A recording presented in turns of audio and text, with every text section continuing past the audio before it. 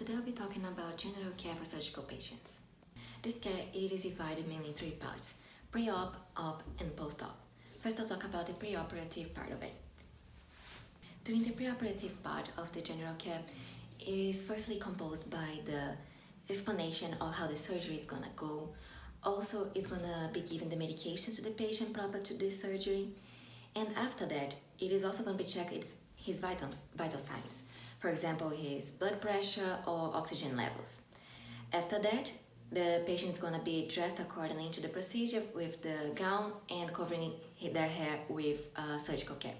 Any accessory that might interfere with the surgery is also going to be removed, for example, watches, any jewelry or glasses. And regarding their bed, the bed rails are going to be elevated for the patient not to move during the transportation. And the bed is going to also be elevated that way to make the transfer easier into the surgical room. Now regarding the operative part, the nursing assistant will have an important role when it comes to the coming back of the patients to the room.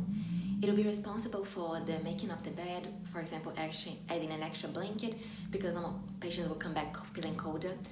It also regards removing any extra objects from the bedside stands and leaving only, for example, the basing, some tissue, and any vital signs equipment like the oxygen and the IV pole. Also, lastly, the nurse assistant will be responsible for assisting with the transfer of the patient from the stretcher back into the bed by lowering the rails of the bed and making it in the same level to help with this transfer. And lastly, now with the post-operative care, the nurse assistant will firstly, as soon as the anesthesia runs off, is going to be responsible for identifying the patient and then asking the nurse for if there's any special treatment needed for him.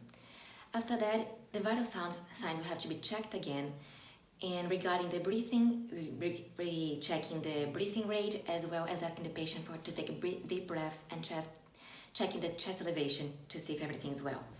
And regarding circulation, the skin color will be checked, the sensation of the skin, and pulse and blood pressure levels. Also, temperature is of very important main character here because if the patient is feeling feverish, for example, it could be a sign of infection of the wound that has to be really cared. Should always keep dry and should not come to this kind of severe event. Another important thing post-op is, if possible, to help with the patients always to be in movement, that way to prevent any forming of bad sores. And this is how you take care of a patient of surgical profile.